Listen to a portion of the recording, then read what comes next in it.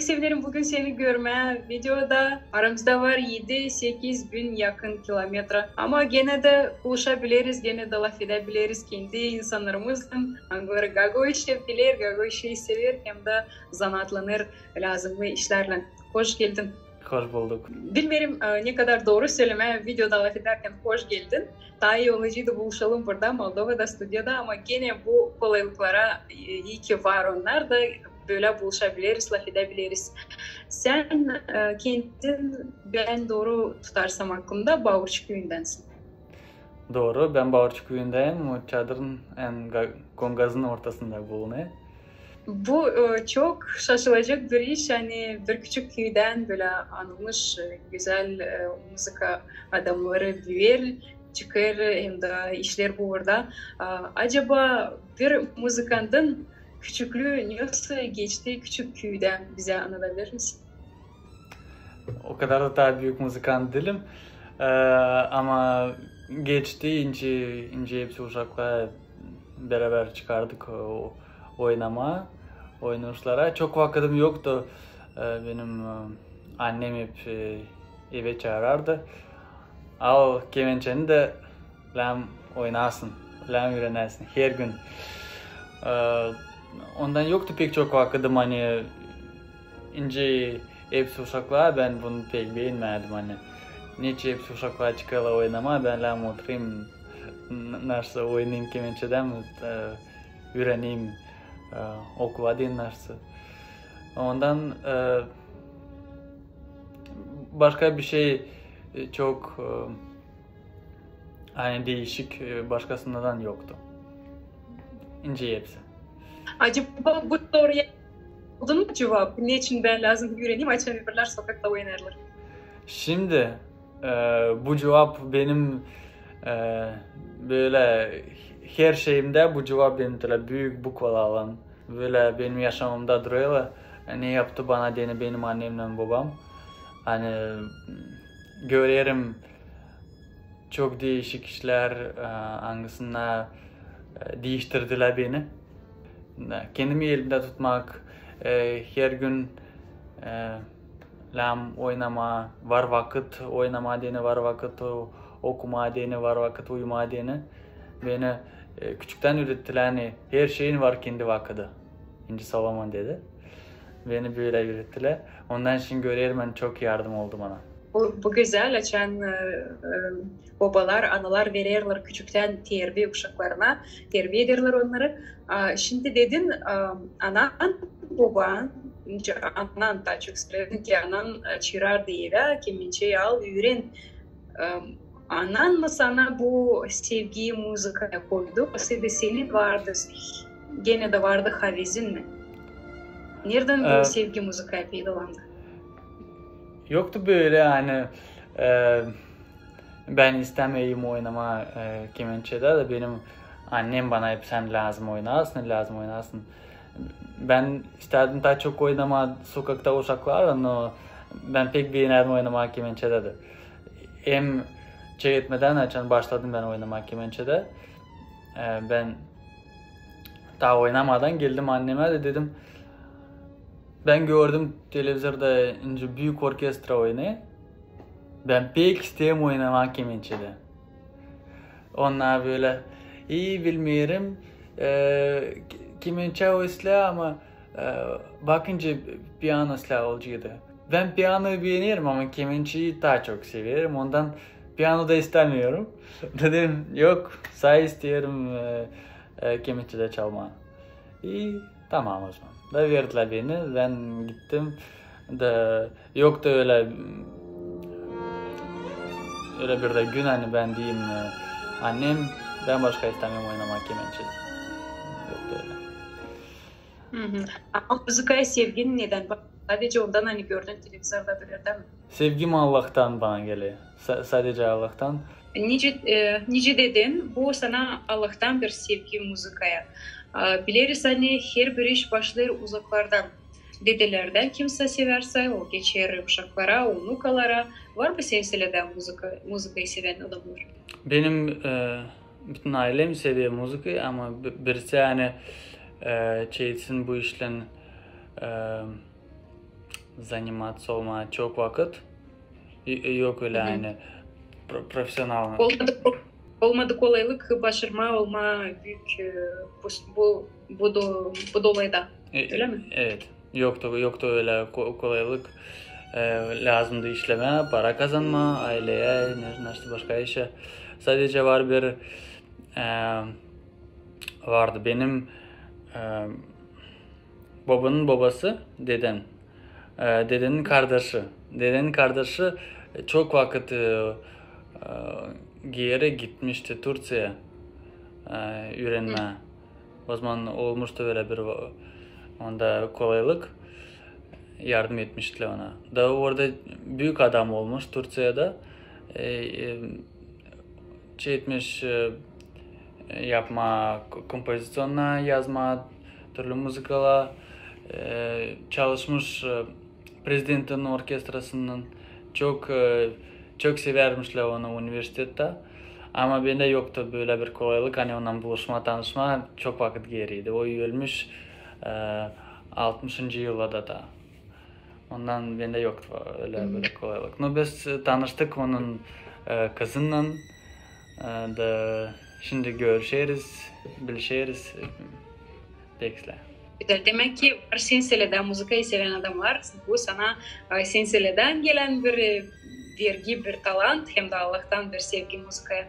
Şimdi kolaylıklar için layıktık. Hani bu konularımızda bizim çoğunun yoktu öyle güzel kolaylıklar ki öğrenme o zanata hangisi öğrene yakışır.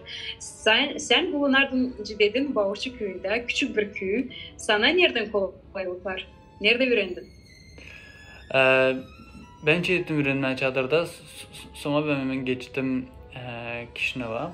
Okulun adıydı Lisey Sergey Rachmaninov. Beni Allah благословляет pek bir profesörle. O bana küçük vakitte pek çok işler verdi.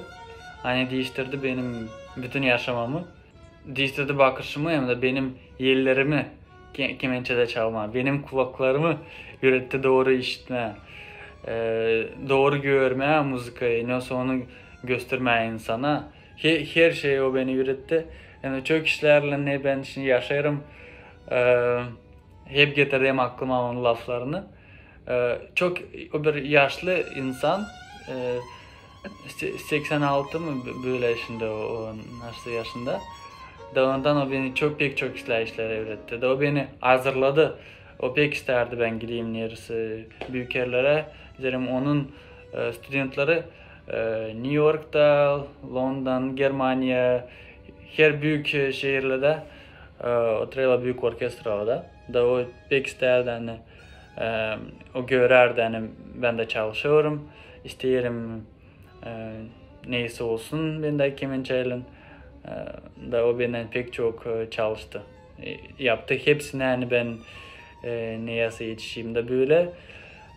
Şimdi ben Amerika'dayım. Üniversitedeyim. Belhaven University. Benim babam pek isterdi yani ben öğreneyim dil kemençede mi öğreneyim Allah'ın lafını. Neyse doğru görme, doğru işitme, doğru başkasına söyleme. Da oldu böyle bir şey yani ben en büyük işleri benim yaşamımda ben bir yere getirdim da şimdi üniversitede bu işe çalışıyorum, öğreniyorum. İş birden yapıyorsun. Evet. Ne güzel. Üretim adını söylersen sanırım pek iyi olacak. Alla Pavlovna Guseva. Guseva Alla Pavlovna. Da. Çok güzel.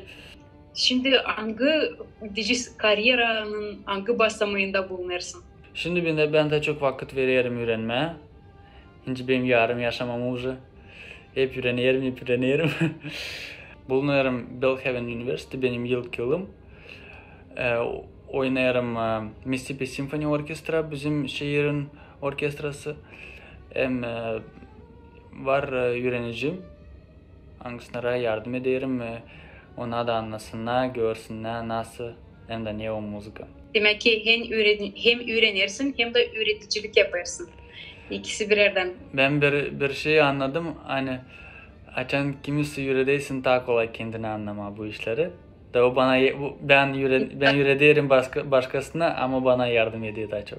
Kendin daha iyi öğrenirsin, daha çok anlarsın, iyi öğrenirsin. Evet. Ne güzel. Şimdi nerede senin nerede çıkarsınız müzikayla, nerede verirsiniz müzika konsertleri? Biz veririz imna bu şehirde Jackson.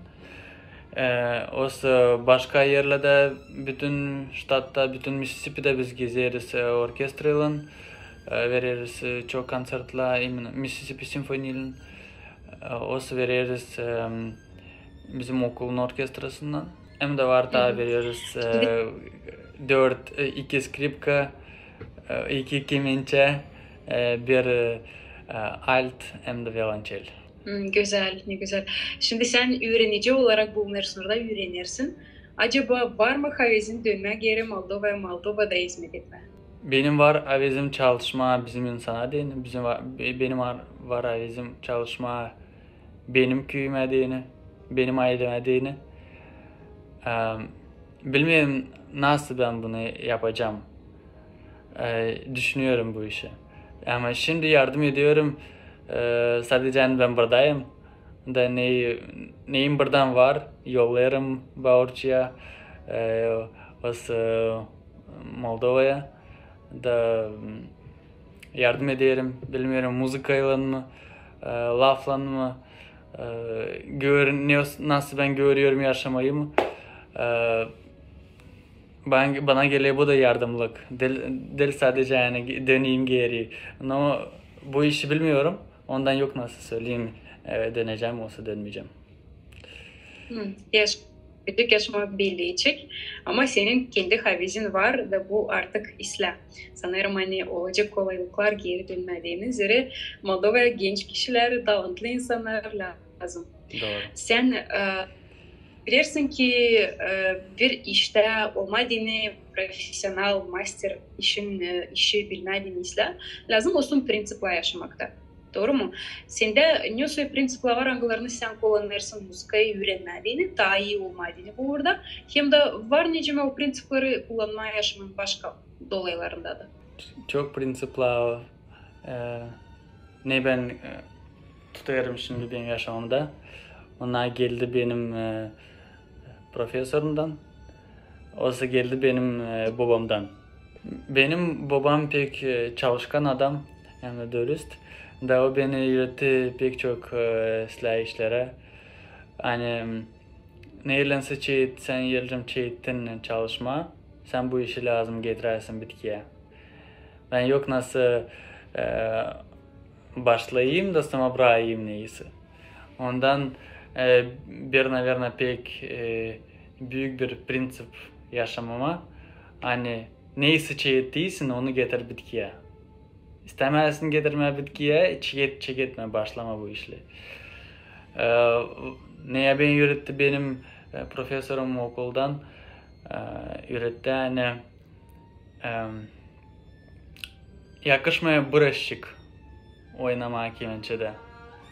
Ama benim profesörüm bana söylerdi hani sen yelcem oynayasın kemençede lazım oynasın silah ile oynamazsın vapşe. Da ondan ben anladım hani hiç oynamazsın. Ben anladım hani burada lazım olacak çok çalışma. Yelcem bir şey isteysin, neyse isteysin gelmeye lazım çok çalışma. Pek çok çalışma. Ne zaman istemiyorsun da o zaman da lazım çalışma. Var da güzel bir prensip var. Var da çok prensip, var da pek çok prensip. Ben bilmiyorum nasıl onları hepsini yazma. Bak dedim böyle bırakacağız. Bunlar hem важны. Pek güzel prensipler sanırım hani onları var nice kullanma değil sadece müzika uğrunda ama her bir uğurda saygılı seyircilerimiz bu size bir güzel nasihat bizim misafirden. Hani bir şey isterseniz yapın onu bitkiyeden istemezseniz hiç getirmeyin. Hem de lazım bir şey yapma biraz ama yapma onu. İsla derinden doğma master kendi işinde. Biz Rubin biliriz hani her bir işte var kendi zor işleri. Sen beğenirsin müzikayı, sen onu seversin. Ama eminim hani var zor tarafları. Niye müzikanın hangi tarafı zor sana değil? Ne zorluklar var orada? Yani müzikanın zor tarafı yok. Var bir zor iş yani. Sen pek çok insanla karşı gelesin. Hepsine lam başka türlü solay edersin. Hepsine bulasın kendi dilinden konuşma. Hani sen hani seni anlasınlar hem de sen anlasın. Yani bir zorluk var. O hani anlaşma insanlarla. Nerede sana sıra gelir öyle çok buluşma insanlarla müzikayla oynarken? Pek çok konsertler verirsin. Hangi insanlar sen bilmiyorsun. Sana say 7 ay akşam gelirsin oynasın. Sen gelirsin oynasın senden istiyorlar böyle müzik. Sen lazım oynasın. Nasıl onlar istiyorlar, dil nasıl sen ilerlersin başka iş. Böyle bir söyleyiş var benim boğumda. Kim para verir, o da müzik soruyor. Ondan da müzik sımırlı. Evet. Da ondan bu iş yani zorluk var. Başka zorluklar yok. Yani oturuyorsun kimden orkestrada pek çok insandan sen sadece şimdi görmüşsün. Sen oynayasın beraber nasıl büyük müzik. Yalcam sizin birbirinizde yok iyi konuşmalık öyle silahlar edersiniz o zaman müzikada silah olmayı. Öyle hepsi cilen iyilikte olsun birlikte. İş islah gitsin yine hepsi lazım olsun birbirine kafadar gibi dost gibi iyi lafla. Doğru. Güzel. Müzikada neyi en çok seversin? Oturuyorsun açın kendi başına da sadece kemençeyinde sen. Yani nasıl savaşırsın öğrenme, nasıl bulma, nasıl işitme, hani beğenecek senin çoğu insan hangisi seni sesleyecek. Var da bir iş hangisini pek çok severim. Çoğu bir moment, açan senin çıkmadığını scena, oynamadığını, senin içinde böyle çok emosi, çok duyuyorsun her şeyi, her kimse söylüyor ta pek çok insan başka işler yapıyorsun, sen duyuyorsun hepsini. Bu momentte unutamıyorsun bir kerimde. Her kerimde bu moment nasıl başka türlü. Dil bir türlü, her kerim nasıl başka türlü. Bundan pek beğenirsin müzikayı yani. Sende hep yeni emosiyalar seni dolduruyor. Sen çıkarsın onu verirsin insana. Ne güzel. Kendin de dolaşırsın iyi duygularla, insanları da doldurursun iyi duygularla oynarken kemençede. Bu çok güzel. Bak bu dünyada var insanlar hangileri zanaatlanırlar da ince işlerle, ince müzika ya da kağıt yazmak ya da ne bileyim resimlemek. Bunlar ince zanaat da o insanlar ince dünyayı da duyarlar da onların canları daha kahırlı, daha çok duyar yaşamanın zor taraflarını daha kahırlı olurlar. Acaba sen müzikayla zanaatlanarak belli ki o insanların değilsin. Kahırla nasıl kahırın ucunu bulursun, nasıl kahırı yenseyebilirsin?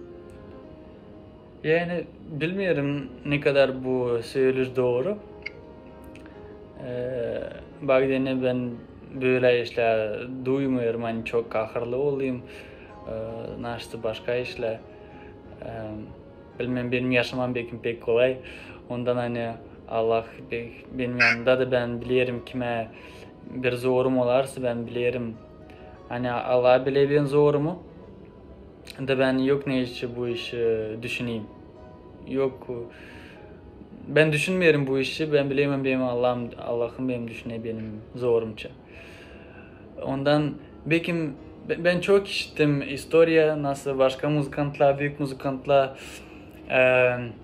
hep depresya, nasıl başka işler hani çıkmadığını çalma kemençede oturmuşlar aylarla içerilerde birisinden görüşmemişler, birisinden lay etmemişler.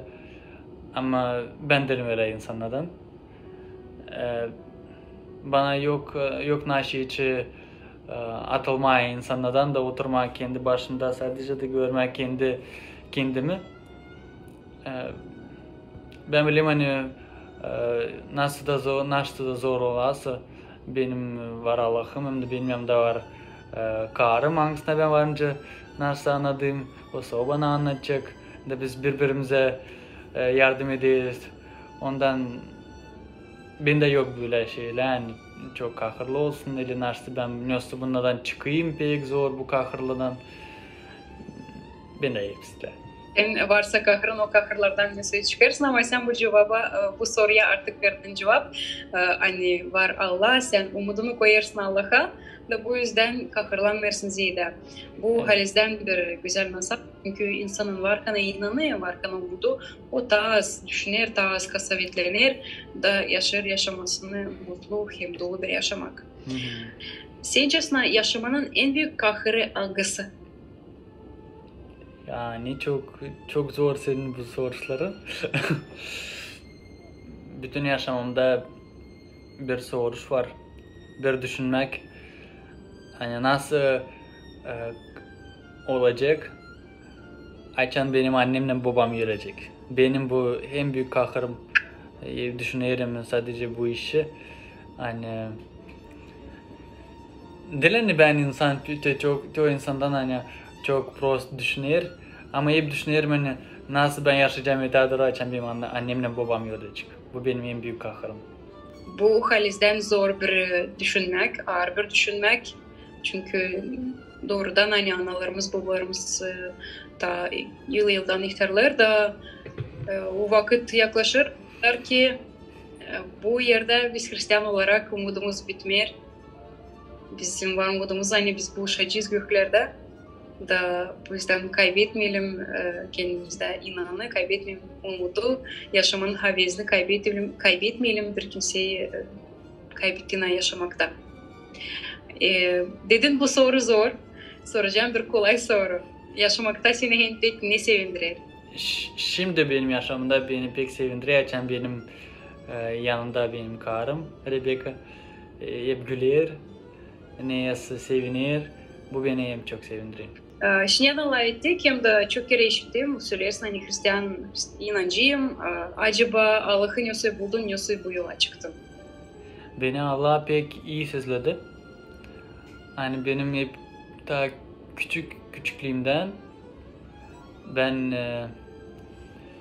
benim babam hem de annem inancıydı da bana da anlattılar hem de gösterdiler kendi yaşamalıyla nasıl lazım bu yaşamayı. Da ben gördüm hani böyle yaşamak Allah'la hem kolay hem de sen bilirsin niye sen yaşayasın. Ondan ben inancıyım. Bak dedim ben gördüm niye Allah bana yaptı. Hem de ne yaptı desle bana ama kim başka biri benim yanımda var. Hiç mi yoktu şüphen var mı Allah, yok mu Allah? Doğru mu Allah için anladırlar? Böyle mi o, değil mi böyle? Şüphe oladı say o zaman açan bir şey prosto oladı. Açan hep seslerde şüphem yoktu. Ama bu bir şey dil doğru. Dil doğru görme Allah'ı sadece açan silah. O gösterdi bana o kadar çok silah.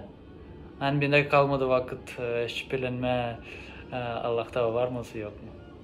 Ben gördüm etmeden ta bu vakıda da nasıl o işlevi yaşamamda niye yapıyor bana. Demek ki inan çok verir, çok yardım eder sana bu yaşamayı götürme, kaybetmeme umudu, olma şeyin inanma. Sadece inan. Başka bir şey yok. Bu çok güzel, sağ olasın bu güzel konuşmamız için.